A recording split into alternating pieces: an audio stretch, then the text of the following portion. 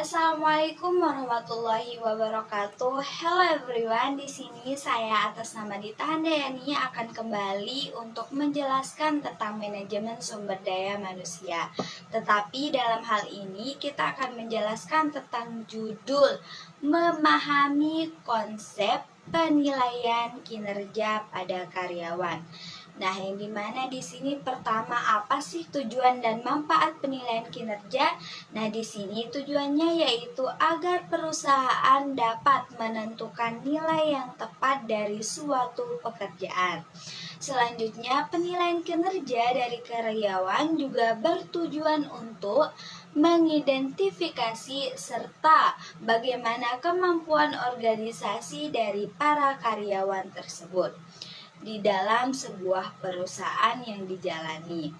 Nah, di sini manfaat penilaian kinerja adalah untuk menyesuaikan kompensasi serta keputusan pada penempatan dan pengembangan suatu perusahaan.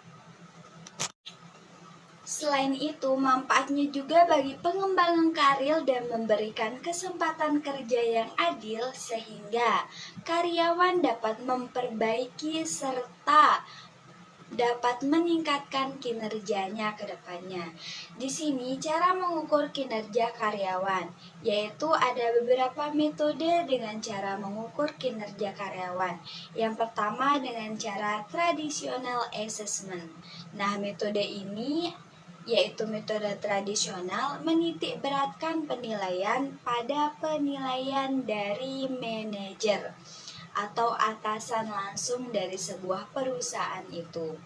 Manajer dan karyawan dapat melakukan pertemuan atau kontribusi untuk berdiskusi bersama tentang hasil kerja karyawan, tugas dan tanggung jawab yang dimiliki pada organisasi perusahaan tersebut agar bisa terlaksana atau agar kendala yang ada pada organisasi tersebut bisa berjalan dengan lancar.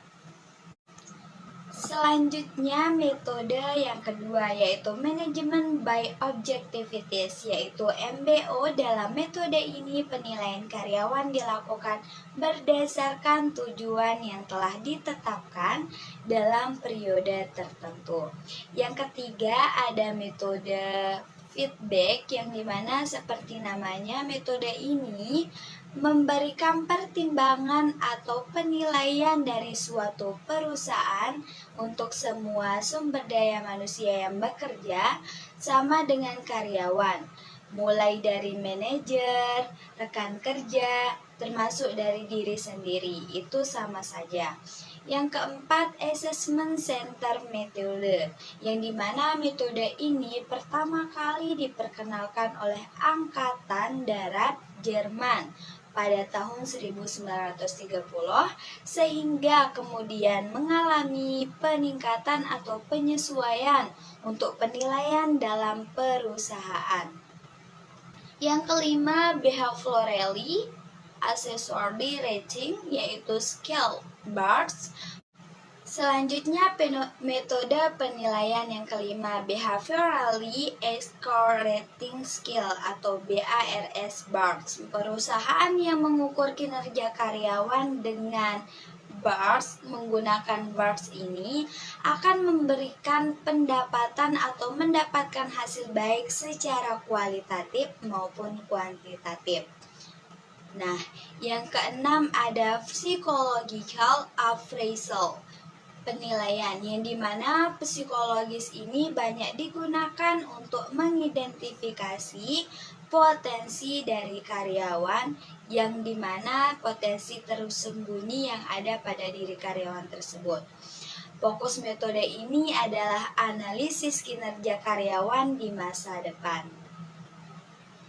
Selanjutnya di sini, dengan cara menggunakan metode ini atau metode yang ketujuh ini, 7 komponen ini, kinerja karyawan yang dapat dinilai akan lebih menampakkan keterampilan interpersonalnya, kemampuannya, Baik, itu saja penjelasan saya tentang manajemen sumber daya manusia yang berjudul bagaimana sih tujuan serta manfaat penilaian kinerja bagi suatu perusahaan atau organisasi.